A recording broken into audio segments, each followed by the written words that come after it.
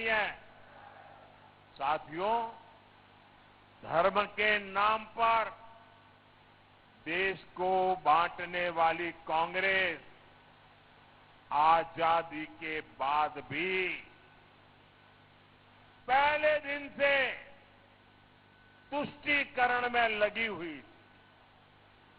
तुष्टीकरण, vote bank की राजनीति एक कांग्रेस के डीएनए में है।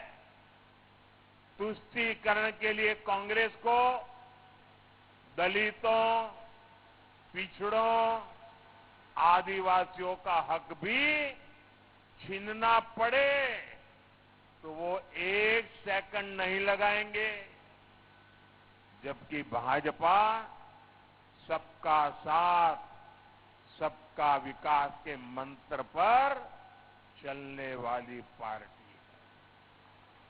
हमारी प्राथमिकता गरीब, युवा, महिला और किसानों का कल्याण है। कांग्रेस ने 60 साल तक देश में गरीबी हटाओ का नारा दिया और अपने नेताओं की तिजोरी भरती रही, लेकिन मोदी ने नारेबाजी नहीं की। मोदी ने आपसे नाता जोड़ा, नारा नहीं दिया। और मोदी ने 10 वर्ष में 25 करोड़ मेरे देशवासियों के जो गरीबी में जिंदगी जीते थे, मुसीबत में जीते थे, जिनके सपने बचे नहीं थे, उन गरीबों को 25 करोड़ गरीबों को गरीबी से बाहर निकाला है। साथियों, गरीब कल्याण के लिए हमारी नीति भी सही है और उससे भी ज्यादा हमारी नीयत सही है। और जब नीयत सही होती है तो नतीजे भी सही मिलते हैं और उसके कारण 25 करोड़ लोग गरीबी से बाहर आए। हमारे पिछले 10 साल का ट्रैक रिकॉर्ड यही है।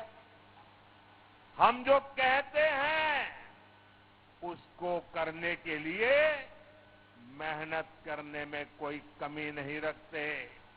हर चुनौती को चुनौती देते हैं और उसे पूरा करते हैं।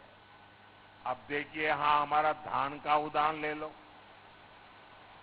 पानी होने के बावजूद यहां का किसान कम फसल उगाता था। फसल कम इसलिए उगाता था क्योंकि खरीद कम होती थी, भाव कम मिलता था, ऊपर से पैसा समय पर मिलता भी नहीं था।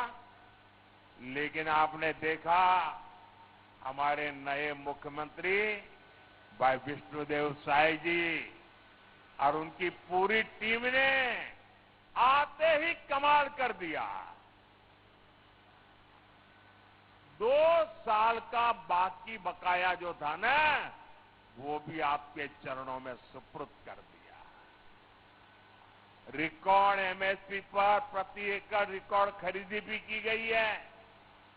45,000 करोड़ रुपए इतने कम समय में यहां धान के किसानों को मिल चुके हैं। छत्तीसगढ़ में तेंदुपत्ता संग्राहकों को दी गारंटी भी पूरी हुई है। छत्तीसगढ़ के लाखों किसानों को पीएम किसान सम्मान निधि के भी 7,000 करोड़ रुपया मिले हैं। और अब मोदी की गारंटी है, ये पैसे ऐसे ही आगे भी आप मेरे किसान भाई बहनों को मिलता रहेगा। साथियों, भाजपा सरकार खेती में हमारी माताओं बहनों की भागीदारी को भी कई गुना बढ़ाने में जुटी है। ड्रोन जैसी आधुनिक टेक्निक खेती की लागत कम करने वाली है और ये जो ड्रोन क्रांति आने वाली है उसका नेतृत्व हमारी बहनें करेगी, हमारी आदिवासी बहनें करेगी। नमो ड्रोन दीदी योजना से बहनों को पहले ड्रोन पायलट की ट्रेनिंग दी जा रही है और सरकार उनको ड्रोन भी दे रही है। तारी बंधन योजना की देश भर में बहुत चर्चा है। यहां लाखों बहनों को हर महीने सीधी मदद पहुंच रही है। मोदी ने भी गारंटी दी है कि 3 करोड़ बहनों को लखपति दीदी बनाएंगे।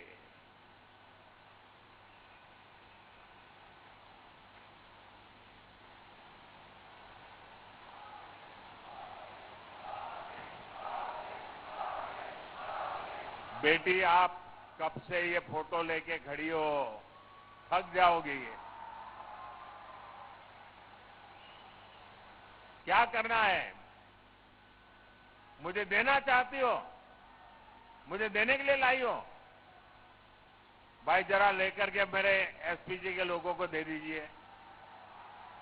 बेटा पीछे अपना नाम पता लिख देना, अपना नाम पता लिख देना, मैं तुम्हें चिट्ठी भेजूंगा। आजा, इधर भी है। ये कौन है? किसने किया है? ये तो बहुत बड़े बड़े मेहरबान लोग हैं। साथियों, ये जो नमो ड्रोन दीदी वाला मेरा अभियान है, इससे स्वयं सहायता समूहों से जुड़ी, वन धन केंद्रों से जुड़ी यहां की लाखों बहनों को सीधा लाभ होगा।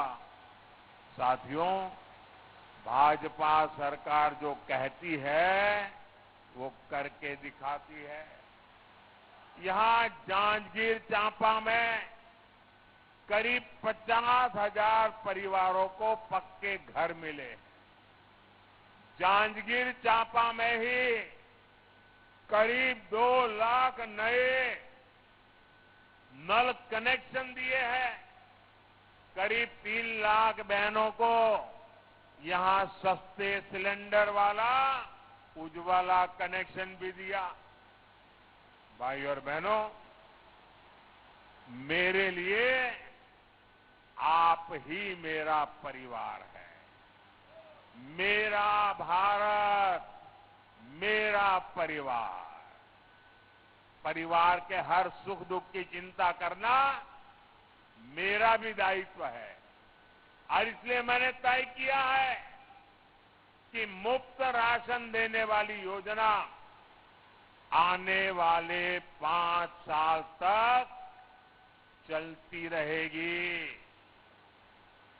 आयुष्मान भारत के तहत 5 लाख रुपए तक के मुफ्त इलाज की गारंटी यहां के लाखों परिवारों को मिल रही है। अब छत्तीसगढ़ के जितने भी परिवार हैं, उनमें जो भी बुजुर्ग है, 70 साल से ऊपर के जो भी लोग हैं, अब आप अगर आपके परिवार में 70 साल से ऊपर की उम्र को कोई परिवार के माता पिता, दादा दादी, नाना नानी, चाचा चाची अगर कोई बीमार हो जाए तो आप इलाज कराने में जरा भी कंजूसी मत करना। अच्छे से अच्छे अस्पताल में उपाय करना, इलाज करना, खर्चा आपका बेटा देगा।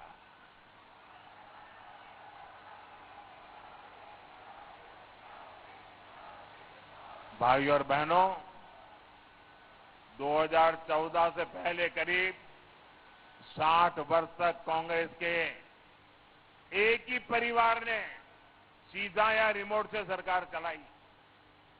कांग्रेस कभी नहीं चाहती कि दलित, पिछड़े, आदिवासियों की भागीदारी बढ़े।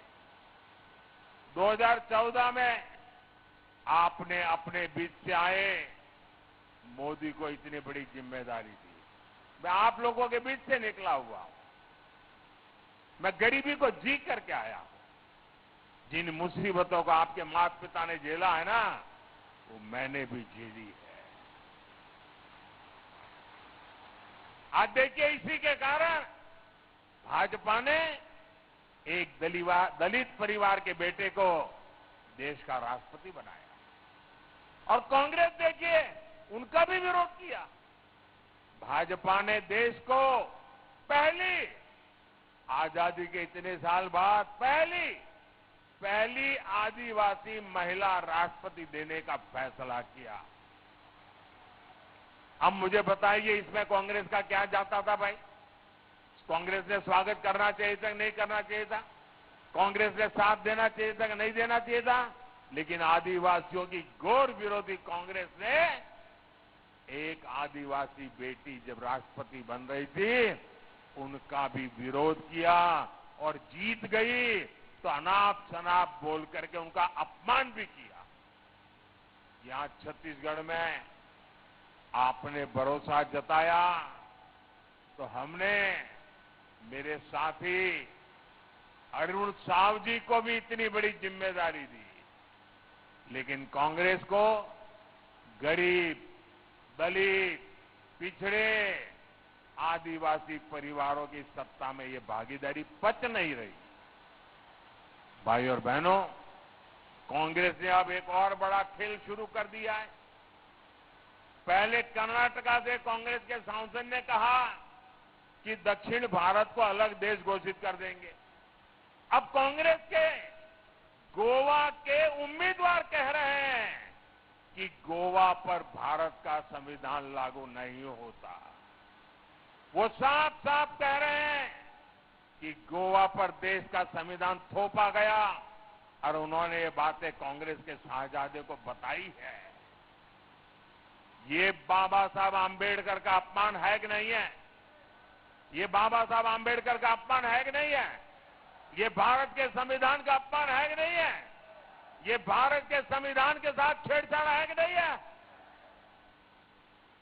कांग्रेस का उम्मीदवार कह रहा है कि गोवा में संविधान नहीं चलेगा। ये जम्मू कश्मीर के लोग भी कहा करते थे, आपने मोदी को आशीर्वाद दिया, आज उनकी बोलती बंद हो गई और देश का संविधान वहां चल रहा है। बाबा साहब आंबेडकर का संविधान जो जम्मू कश्मीर में नहीं चलता था, वो भी लागू हो गया। भाइयों बहनों, कांग्रेस का उम्मीदवार कह रहा है कि उसने उसके नेता को कहा है और ये सार्वजनिक करता है। उसका मतलब उस नेता ने उसको मुख सहमति दी है। ये सोची समझी चाल है देश को तोड़ने की। कांग्रेस को देश के एक बड़े हिस्से ने नकार दिया है, इसलिए वो देश में ही ऐसे टापू बनाना चाहती है। आज गोवा में संविधान को नकार रहे हैं, कल पूरे देश में बाबा साहब आंबेडकर के संविधान को नकारने का पाप करेंगे लोग। भाई और बहनों, कांग्रेस के पास ना देश के लिए कोई विजन है और ना ही गरीब कल्याण की उसे एबीसीडी आती है।